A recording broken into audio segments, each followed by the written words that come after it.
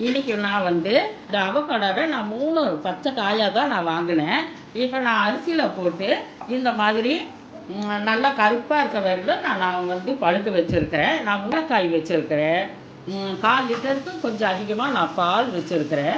இது எப்படி செய்யணும் அப்படின்னு சொல்லிட்டு நான் வந்து இப்போ காமிக்க போகிறேன்.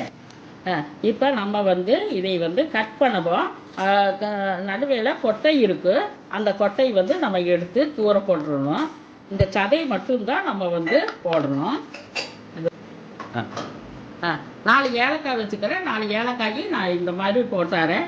இதில் வந்து நம்ம அவக்கோடா, ஏலக்காய், பால் இந்த 3 வச்சுக்கிறேன். பத்துலினா நம்ம தண்ணி இது மிக்ஸ் பண்ணிக்கலாம். ஏன்னா ரொம்ப திக்காக இருக்கும். அதனால் நம்ம தண்ணி ஆட் பண்ணிக்கலாம்.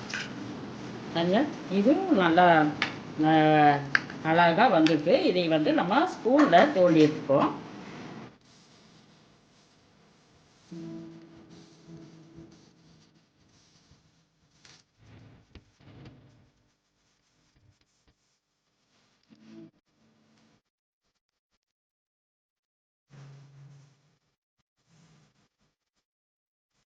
நாட்டு சக்கரை நான் இதோட நான் வந்து ஆட் பண்ணுறேன். ஏன்னா சூப்பராக இருக்குதுங்க. வெண்ணெய் மாதிரி நல்லா திரண்டு நல்லா இருக்குது. இதில் வந்து நம்ம வந்து தண்ணியையும் ஆட் பண்ணிக்கலாம்.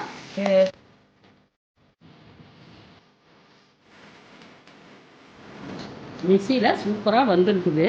இப்போ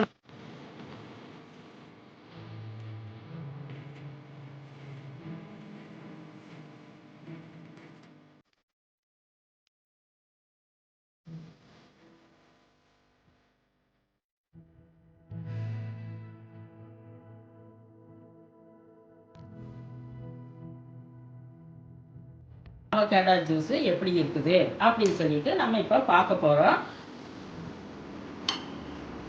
ஃப்ரெண்ட், அவகேடோ ஜூஸு சூப்பராக இருக்குது.